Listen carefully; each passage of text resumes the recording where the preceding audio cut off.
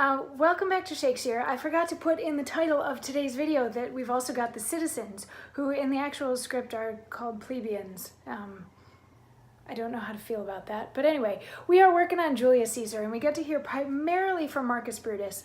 And he is giving a speech in Act 3, Scene 2 at Julius Caesar's funeral. So all of the people in Rome have gotten together.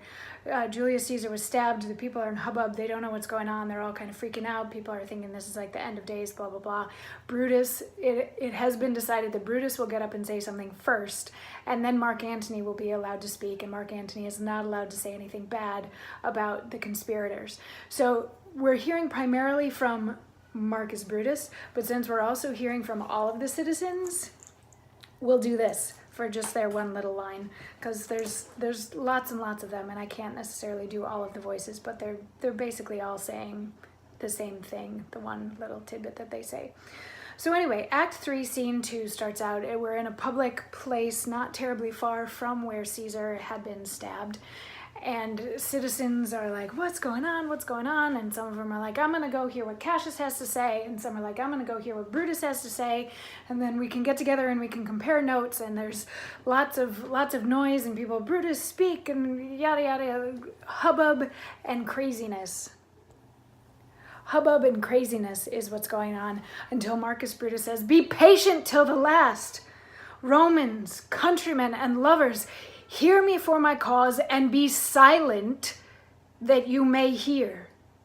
Believe me for mine honor, and have respect to mine honor, that you may believe. Censure me in your wisdom, and awake your senses, that you may be the better judge.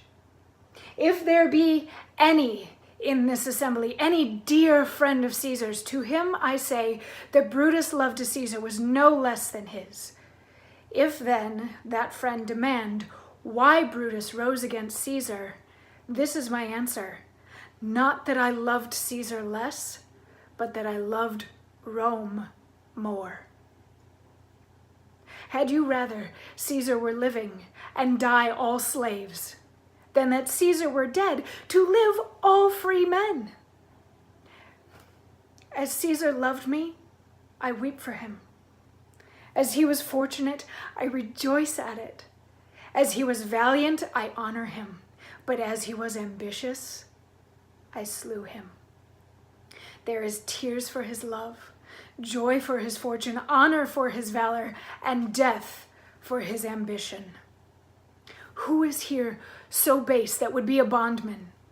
If any, speak, for him have I offended. Who is here so rude that would not be a Roman?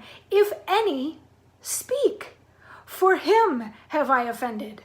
Who is here so vile that will not love his country? If any, speak, for him have I offended. I pause for a reply.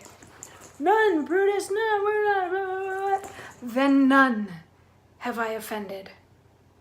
I have done no more to Caesar than you shall do to Brutus. The question of his death is enrolled in the Capitol, his glory not extenuated wherein he was worthy, nor his offenses enforced, for which he suffered death. Here comes his body, mourned by Mark Antony, who, though he had no hand in his death, shall receive the benefit of his dying, a place in the commonwealth, as which of you shall not? With this I depart, that I slew my best lover for the good of Rome. I have the same dagger for myself when it shall please my country to need my death. So there's a lot in there. This is him explaining why Caesar died. Caesar died because he was too ambitious, which goes back to what Brutus was thinking earlier, you know, sort of like the killing Hitler before he's able to do what he did, stopping Caesar before he gets too big for his britches. He explains that, and he says, you know, I did this because I loved him and I celebrated with him, but he was getting too big for his britches, so I killed him. And because I killed him, you all get to be free, and you all get to have a voice in the Commonwealth, and you all get to have a place, and nobody has to be indentured to anybody else. And if anybody disagrees with that, if anybody doesn't love their country, or if anybody doesn't want to be Roman anymore, if anybody would rather be a slave, like, tell me, because those are the people that I will have offended with my actions. So did I offend anybody? And they're all like, no, no, no, we all want to be free. We're fine. So he's like, okay, so then there shouldn't be any problem with the fact that we killed Caesar. This was a good thing that we did. And here Mark Antony comes bringing in the body. And Mark Antony had nothing to do with killing Caesar. So everybody be aware of that. Mark Antony had nothing to do with killing Caesar.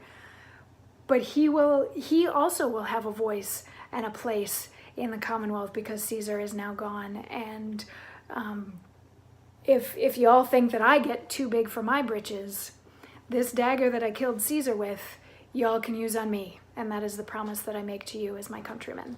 So that's what Brutus says for his reasoning for why Caesar had to die, which it's a powerful argument. And he very much gets the people on his side. But then he leaves. He physically leaves the stage to allow Mark Antony to say what he has to say at Caesar's funeral. And tomorrow we will get to hear the first of like 3 bits. I think it's like 3 bits of what Mark Antony says at Caesar's funeral in response to what Marcus Brutus said today. So I'll see you tomorrow as we start to dig into that. Mwah.